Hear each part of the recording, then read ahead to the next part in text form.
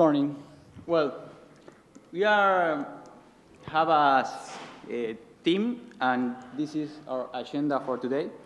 We are going to start speaking about the problem. We needed, our task was to help P&G better understand the behavior of new moms.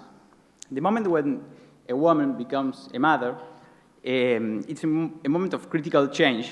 So it affects all aspects of their lives and, of course, purchase behavior. So to maintain relevancy through all the motherhood journey, you need to understand deeply these changes. The way we worked on this was by a sequential process. We firstly produced hypotheses through interviews. Then we use our machine learning algorithm so we can know the importance of metrics and dimensions. And then we validate that hypothesis through statistical analysis.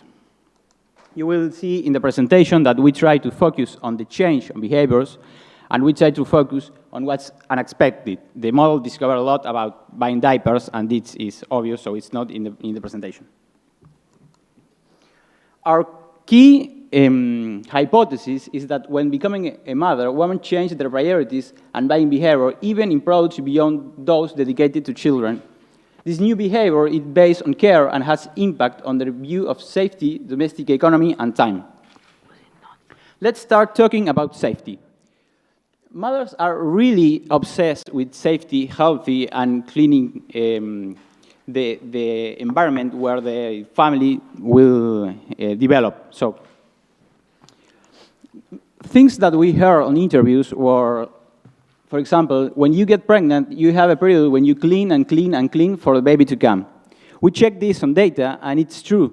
The spending that these families have on products related to cleaning, to hygiene, are very, very higher than the families with no children.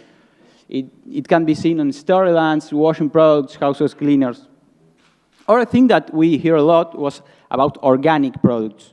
And we checked this on data, and in fact, there are more incidents in bio and organic products. Families with a newborn child tend to spend more on this kind of products, and it's affecting the brands of P&G, for example, Fairy and Ariel.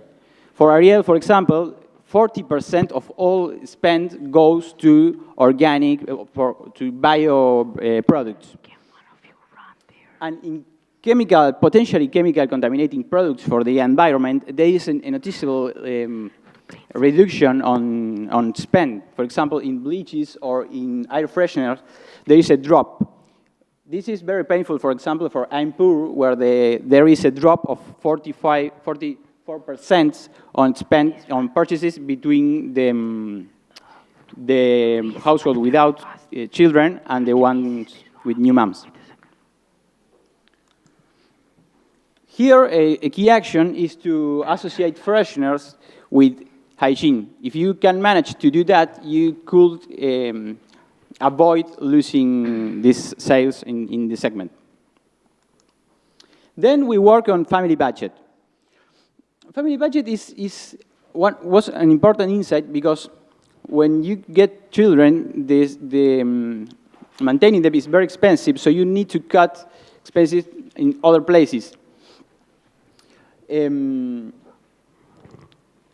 Things that we heard was stop buying things just for joy. Stop buying things for herself. And we noticed this a lot on data.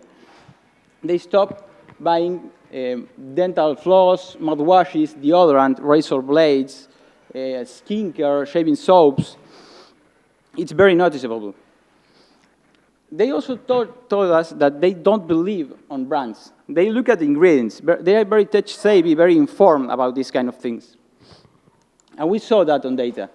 They are switching to known branded. For example, for oral care, there is 20% less budget going to brand products. This is not for all products, because if the product is very related to safety, they are not switching to cut expenses.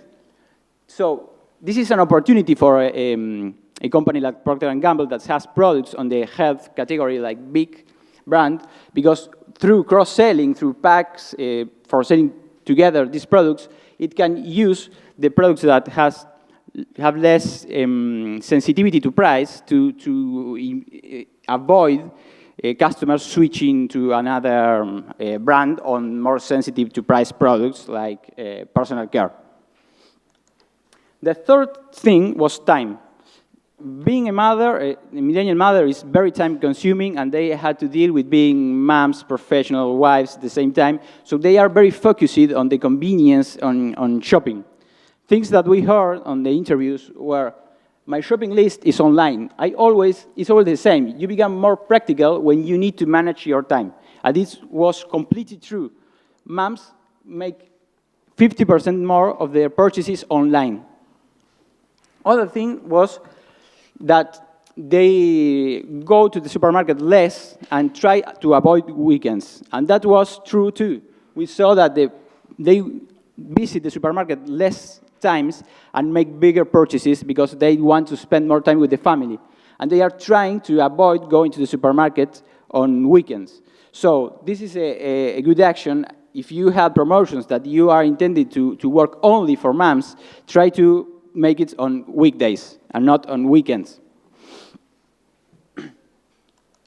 Some key takeaways that we want to leave is, one, be authentic, because millennial moms are very tech-savvy and very informed, and they make very rational purchase decisions, so they will know all about the products, and it's better if you really come out like authentic.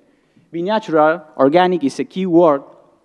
Focus on care. If you want to sell something for their care, tell them that caring about themselves is caring about their family. And be confident that if you provide value in the key aspects of parenting, they will pay the price.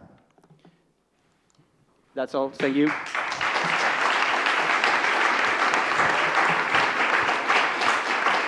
Thank you, sir.